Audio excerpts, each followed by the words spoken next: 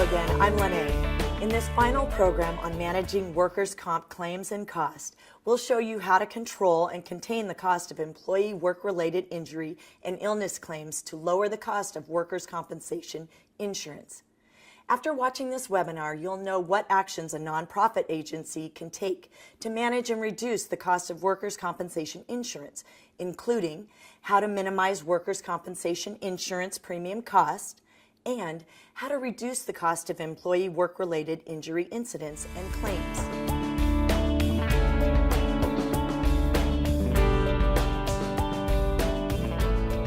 Why is it important to manage your workers' compensation insurance cost? For many nonprofits, workers' compensation can be a major cost.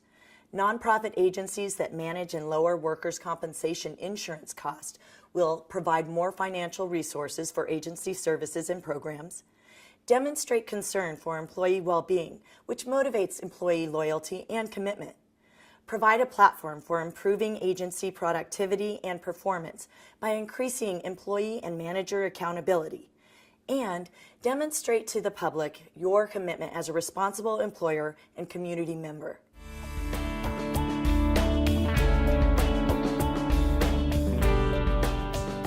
Now let's take a look at a systematic approach to controlling the cost of employee work-related injury. First, implement a process for preventing workplace injury. This is critical to controlling the cost of employee work-related injury.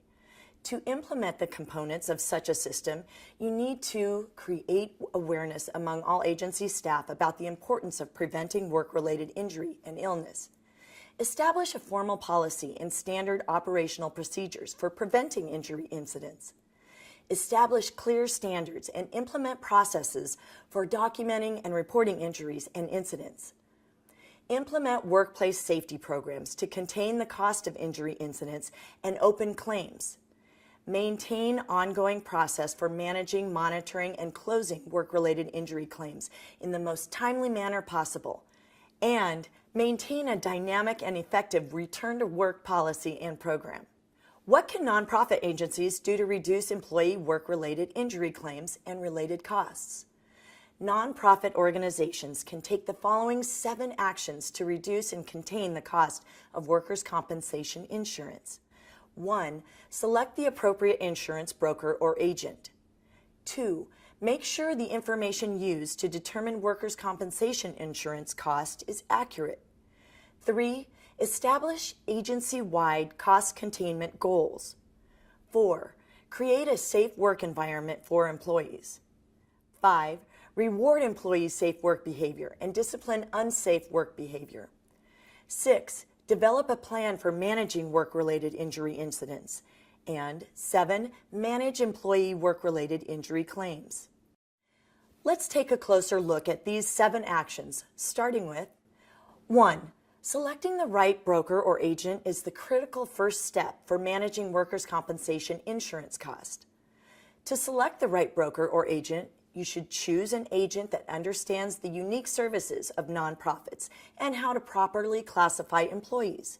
Pick someone who will be there for you when you need them, not just at the time of the sale.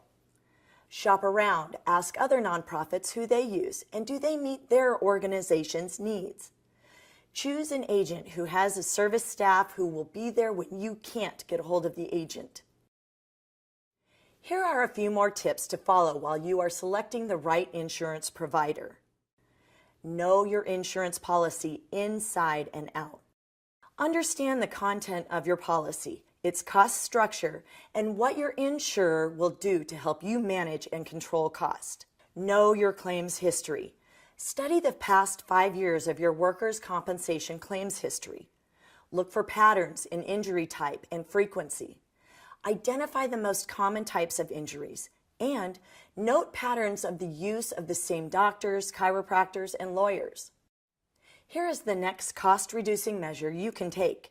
Number 2, make sure the information used to determine workers' compensation insurance cost is accurate.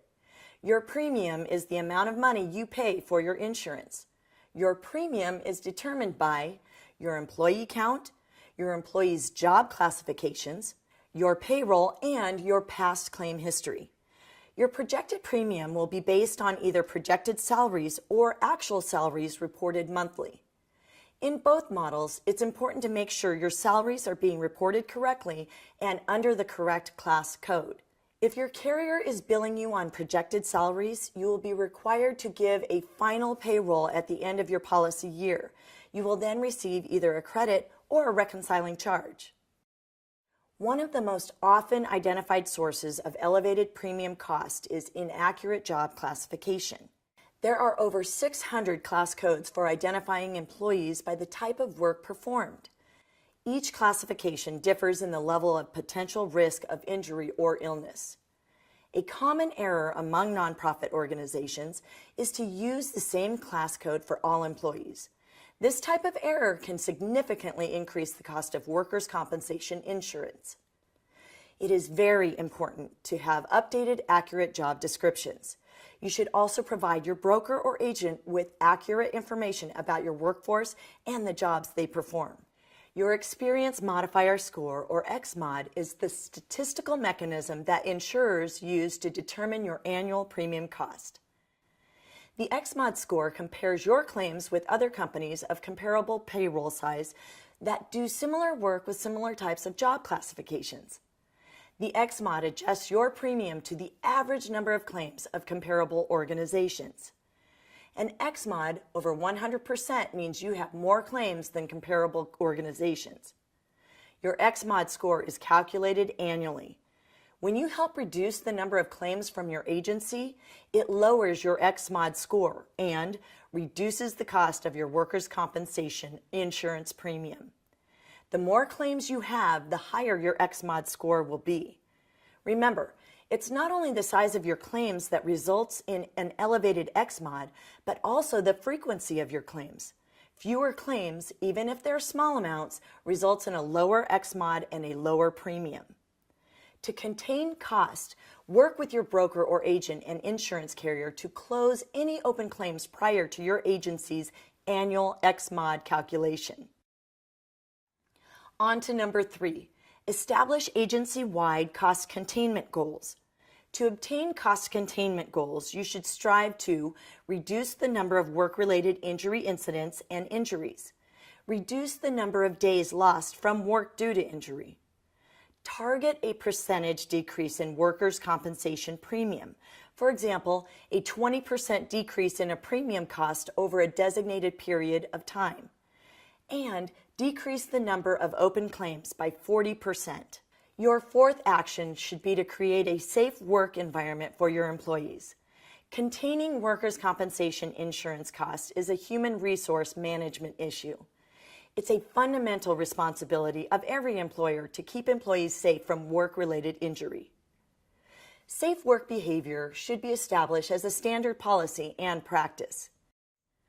To create a safe work environment, you must establish an effective selection and hiring process.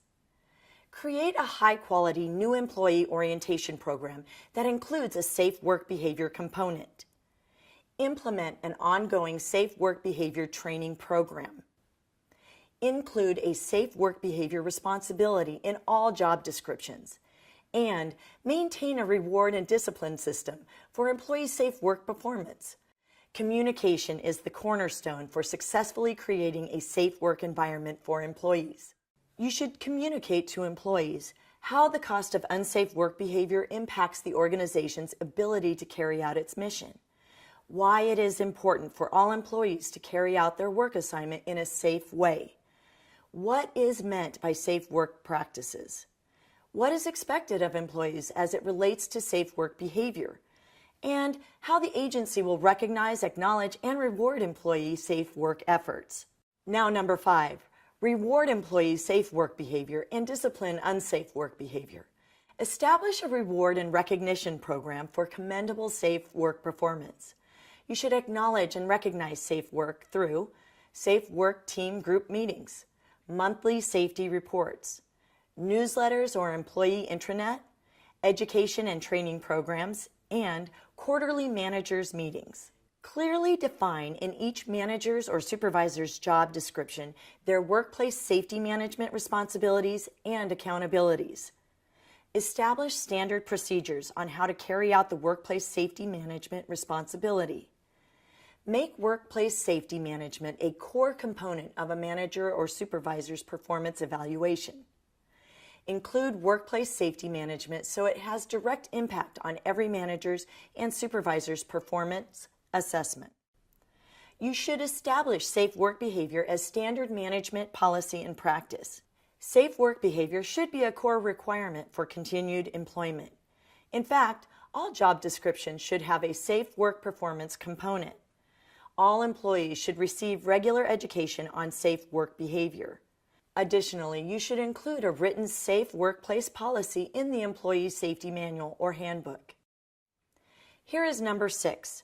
Develop a plan for managing work-related injury incidents. The best way to contain cost is by managing work-related injury incidents.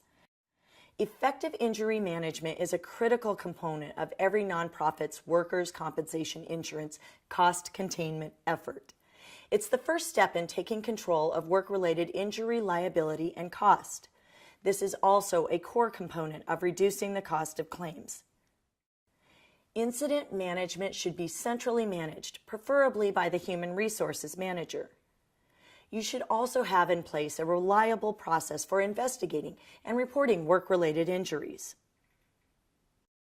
Developing an effective injury incident investigation and reporting process is key to reducing claims cost. Report content should include a clear narrative description of the employee's injury, management action taken, and the supporting rationale. A review of the incident and circumstance under which it occurred, a statement as to whether safety policy or procedures were compromised, and a recommendation for how best to prevent future such incidents. Managers should be accountable for providing written reports of incidents to administration within 24 hours. And action number 7, manage employee work-related injury claims. One of the most important actions a nonprofit can take to contain the cost of employee work-related injuries is to effectively manage claims. Getting your employees back to work after an injury is the best thing you can do for their health and the health of your business.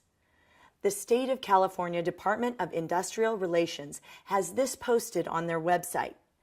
Workers who return to the job as soon as medically possible have the best outcomes. They recover from their injuries faster and suffer less wage loss. You, your employee, and your employee's doctor should communicate openly and frequently for the best results.